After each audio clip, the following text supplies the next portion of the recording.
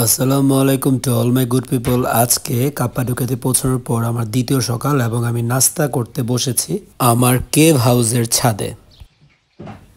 চলুন আপনাদেরকে কেভ হাউসটা একটু ঘুরে দেখাই। বুঝতেই পারছেন এটা হচ্ছে ছাদে ওঠার সিঁড়ি। ছোট্ট ডাইনিং স্পেসটার পাশেই খোলা ছাদ। এখন আমি ছাদে যাচ্ছি। ছাদ থেকে অনেক দূর পর্যন্ত কাপ্পাডোকিয়ার পাহাড় দেখা যায়। এই ফ্লোরেই ছোট্ট এই কেভ হাউসটার সবগুলো রুম।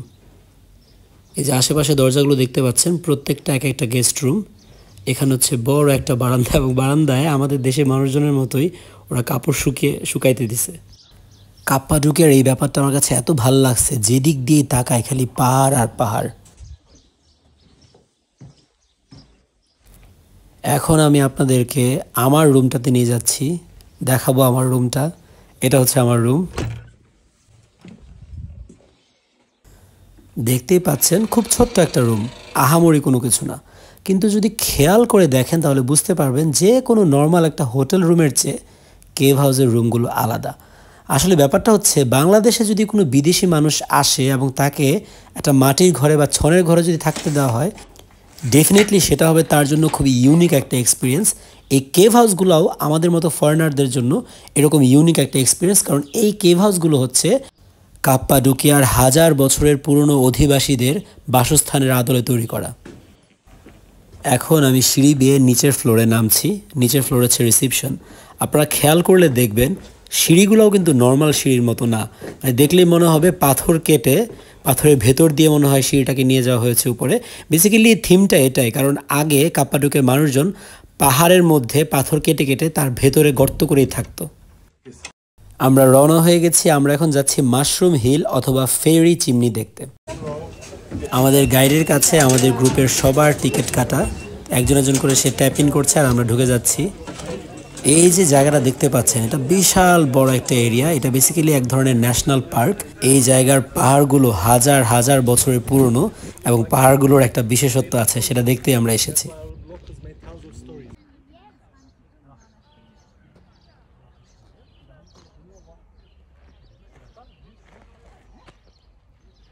এই মুহূর্তে আমি আছি তুরস্কের কাপ্পাডোকিয়াতে, এবং এই জায়গার স্পেশালিটি হচ্ছে যে পাহাড়ের মতো গম্বুজগুলো দেখতে পাচ্ছেন, এই জিনিসগুলো আমার সামনে পিছনে চারোদিকে একই রকম শেপের। খেয়াল করলে দেখতে পারবেন নিচের অংশটা মোটা, তারপরে গোল হয়ে চিকন হয়ে লম্বা হয়ে ওঠে, মাথায় আবার একটা টোপলার মতো, মানে একটা চিমনির মতো।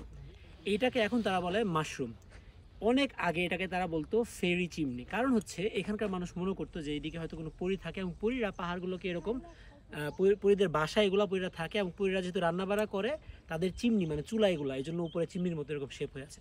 বাস্তবতা হচ্ছে তুরস্কের এই জায়গাটা হচ্ছে তুরস্কের একটা সেন্টারের মতো, এবং এখান থেকে চারো পাশ থেকে বাতাস আসে। চারদিক থেকে যখন বাতাসটা আসে, এসে একটা জায়গায় যখন চারদিকের বাতাসটা মিলিত হয়, হয়ে এখানে একটা টর্নেডোর মতো সার্কেল হয়, বাতাসটা ঘোরে।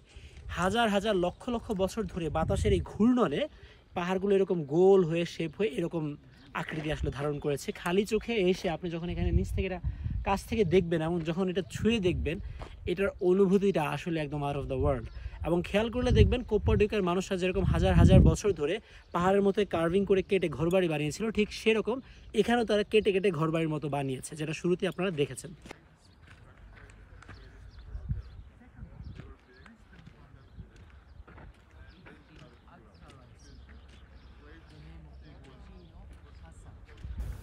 হাজার বছরের পুরনো পাহাড়গুলো দেখতে আমার কাছে খুবই ফ্যাসিনেটিং লাগছিল। যেমনটা দেখতে পাচ্ছেন একদম চনমনে একটা রোদ উঠেছে, কিন্তু আমার একটা গরম কিন্তু লাগছে না। আপনাদেরকে একটা ফল আমি দেখাতে চাই। আপনারা অনেকেই বাংলাদেশের ঢাকার বা বিভিন্ন সুপার শপে দেখেছেন mulberry, black mulberry, white mulberry, red mulberry. এই মুহূর্তে আমার এখানে একটা মালবেরি গাছ আছে, গাছের এখানে একটা পোকা আছে। পোকাটাকে আমরা দেখবো না, আমরা দেখবো এই যে হোয়াইট মালবেরিটাকে। মালবেরিটা এখনও কাঁচা, যে করে সবুজ সবুজ একটা কালার, এখনো সাদা হয়নি। যখন পাকবে একদম সাদাটে হয়ে যাবে। হ্যাঁ, দেখতে পাচ্ছেন এটা একটু পাকা টাইপ মনে হয় এখানে আছে। এখানে এটা মনে হচ্ছে একটু, গাছের মধ্যে অনেক পোকামাকড়, এটা মনে হচ্ছে একটু একটু পাকছে। এটা একটু নরম নরম হয়েছে। অলরাইট, এটা একটু নরম নরম হয়েছে, আর একটু পাকবে জিনিসটা, তারপর একটু খাই আমি। এটা পাকছে, একদম মজা, মিষ্টি। ফর ইনফরমেশন, আমি মালবেরি গাছ এর আগে দেখি নাই। এটা আমার দেখা প্রথম মালবেরি গাছ, এবং গাছ থেকে প্রথম আপনাদের সামনে মালবেরি পারলাম।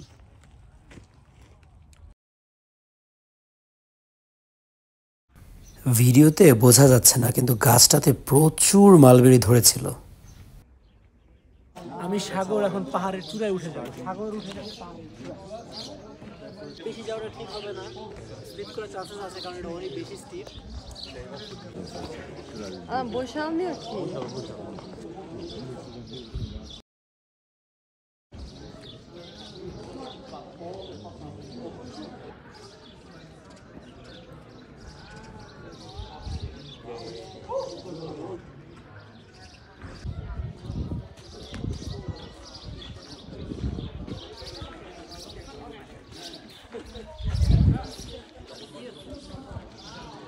এখন আমরা ছবি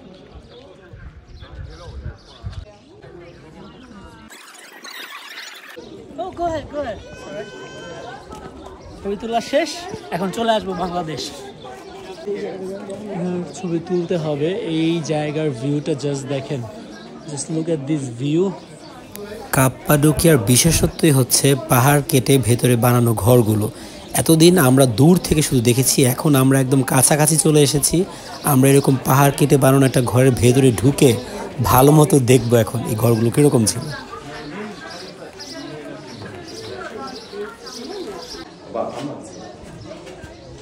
এটা হচ্ছে এটার ভেতরের ভিউটা।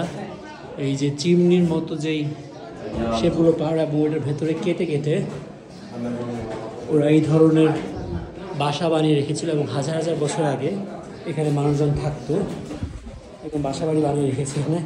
লিটারেলি হাজার হাজার বছর আগে মানুষজন এখানে থাকতো। এবং এই ভিউটা একবার দেখো।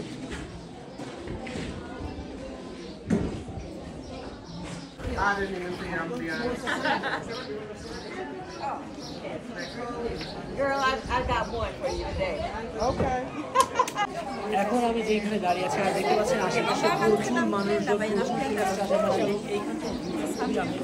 আশপাশটা যদি আমরা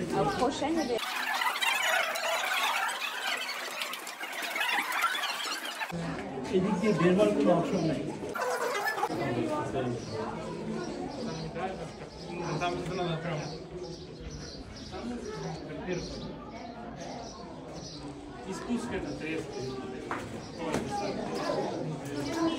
আমি তো ভাবছি এদিক দিয়ে বের হওয়া যাবে।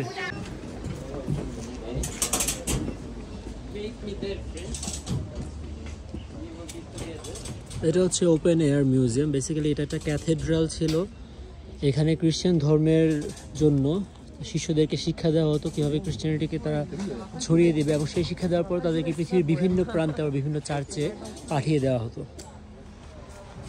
এটাকে এখন একটা মিউজিয়াম বানিয়ে ফেলা হয়েছে, এবং এটা হচ্ছে এন্ট্রান্স। এই মুহূর্তে আমি দাঁড়িয়ে আছি তুরস্কের কাপাডোকিয়ার ওপেন এয়ার মিউজিয়ামে, এবং এই জায়গাটা খুবই বিখ্যাত, কারণ হচ্ছে সালমান খানের টাইগার 3 মুভির শুটিং এখানে হয়েছে। টাইগার 3 সিনেমার লেকে প্রভুকার নাম মুভিটার শুটিং এখানে হয়েছিল। আমি এখন যেখানে দাঁড়িয়ে আছি ঠিক এখানেই এই শটটা নেওয়া হয়েছিল।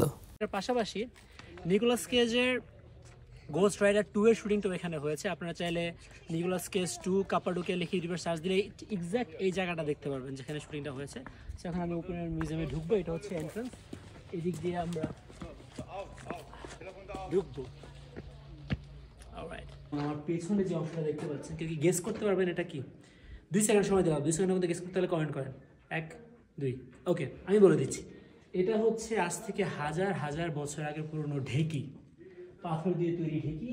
এটা দিয়ে এখানে আশেপাশে যে গম তৈরি হতো, সেই গম থেকে এই পাটা দিয়ে, এই চাকরি দিয়ে পিটিয়ে এটাকে ময়দা, আটা ময়দা বানানো হতো, এবং সেটা দিয়ে আশেপাশের মানুষজন রুটি বা ব্রেড যেটাই পারতো তার সাথে বানিয়ে খেত। আমেজিং না? হাজার বছর আগে পুরনো ঢেকি। আমেজিং না ব্যাপারটা?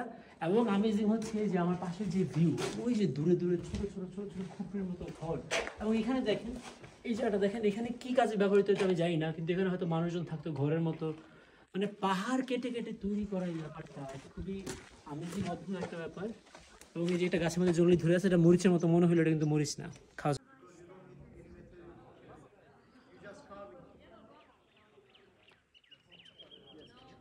just take your tools and start carving. Yes. এই জায়গাটা খুবই ইন্টারেস্টিং।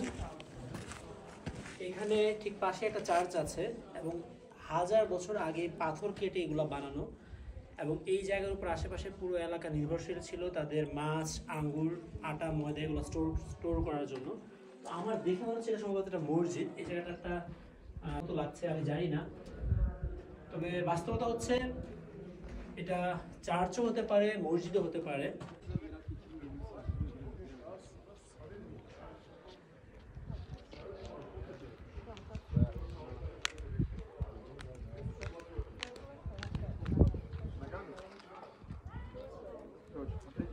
Помещаюсь?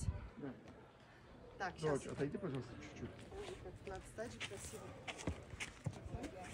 খুব অদ্ভুত একটা গাছ দেখেছি, দেখেন পাতাগুলো বোরের মতো, যদি খেয়াল করেন ফলগুলো দেখেন, ফলগুলো কিছুটা বোরের মতো আবার কিছুটা আপেলের মতো। আমি নিজেও জানি না ফলটা কি ফল। আমি কাছ থেকে যদি একটা ফল আপনাদেরকে দেখাতে পারতাম ধরে, কোনটা দেখাবো বুঝতে পারছি না। নিচে একটা ফলও নাই, ওই যে ফল, আমার মনে হয় এটা বড়ই, সরি আপেল সম্ভবত, কারণ আপেলের নিচে যেরকম একটা কালো বোটা থাকে ওই বোটাটা এখানে আছে।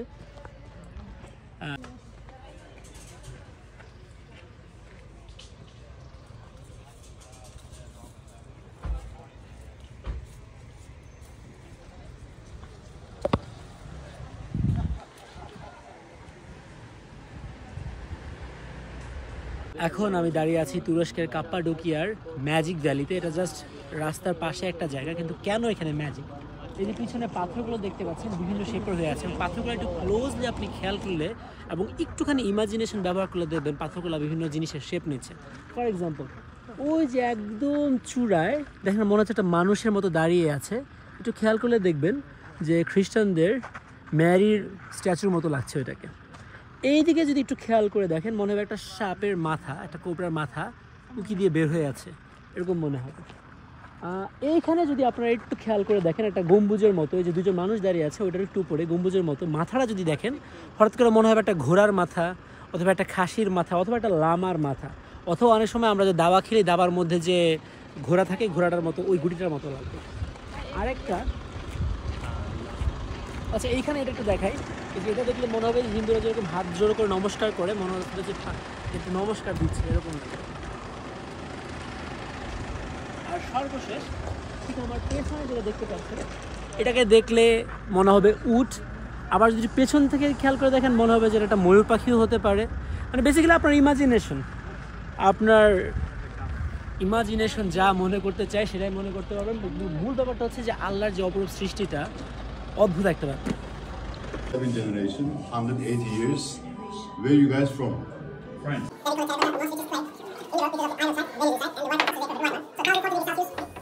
গাইড সাহেব এখন আমাদেরকে তুরস্কের একটা আর্ট ফ্যাক্টরিতে নিয়ে এসেছেন। এখানে মাটি দিয়ে বিভিন্ন তৈজসপত্র বানিয়ে ওইগুলোতে বিভিন্ন ধরনের টার্কিশ ট্রেডিশনাল ডিজাইন করা হয়।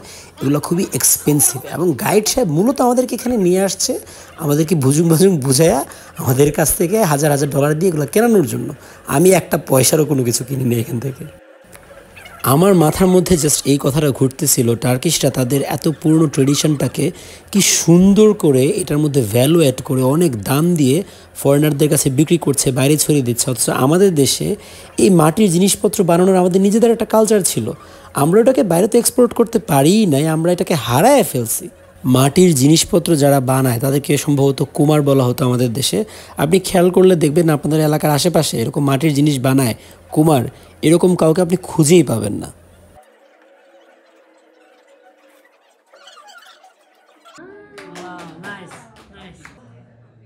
So what we do when the shape is finished, we dry it a week or 10 days.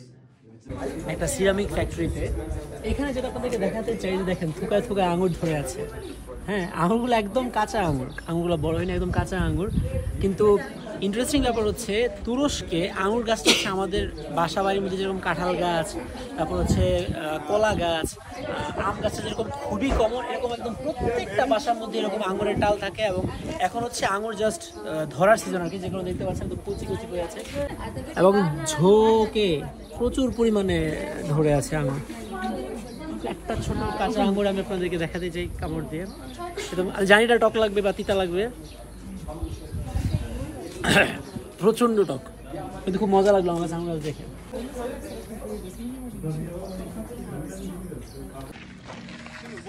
এই মুহূর্তে আমি কোথায় আছি অনুমান করা যায় কি? পিছনে সূর্য আর নীল আকাশ দেখে তো বোঝার উপায় নাই, কারণ আল্লাহর পৃথিবীতে পুরো আকাশ তো পুরো পৃথিবী জুড়ে একই রকম। কিন্তু আমি যদি পিছনের এই ভিউটা আপনাদেরকে এখন দেখাই, এই যে পিছনে দেখতে পাচ্ছেন যে ভিউটা, তাহলে হয়তো কেউ কেউ অনুমান করতে পারবেন এটা হচ্ছে তুরস্কের কাপ্পাদোকিয়াতে।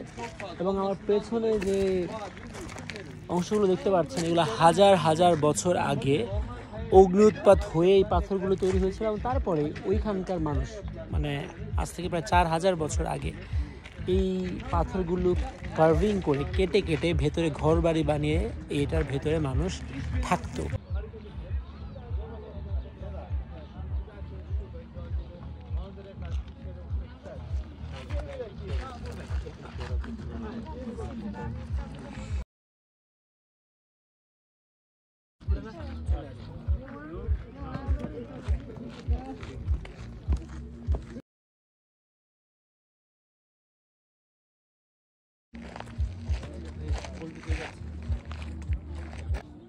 যখন গ্র্যান্ড ক্যানিয়নে গিয়েছিলাম অ্যারিজোনার, ওইটার এরকম একটা ভিউ ছিল, কিন্তু গ্র্যান্ড ক্যানিয়নের ব্যাপারটা একদমই আলাদা ছিল। গ্র্যান্ড ক্যানিয়নটা একদম মানে ওইখানে তো মানুষজন থাকে না, এখানের প্রত্যেকটা গুহায় কার্ভ একটু খেয়াল করে দেখতে পারবেন কার্ভ করা, এবং এখানে মানুষজন আগে এই এই যে পাথরগুলো, এই পাথরগুলোকে কেটে ভিতরে ঘর বানিয়ে থেকেছে। তো এটা একটা অদ্ভুত ব্যাপার যে এরকম একটা বিরল ভূমিতে মানুষজন আগে থেকেছে, কিভাবে থেকেছে, কত কষ্টের মধ্যে থেকেছে সেটা ভাবা যায় না।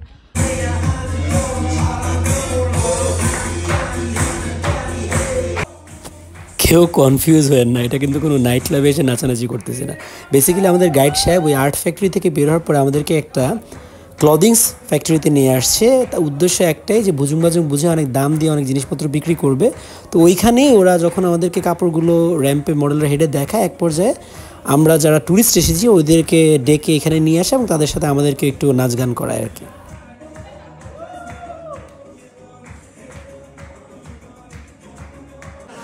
আমি এখন একটু টুপ করে উপরে উঠে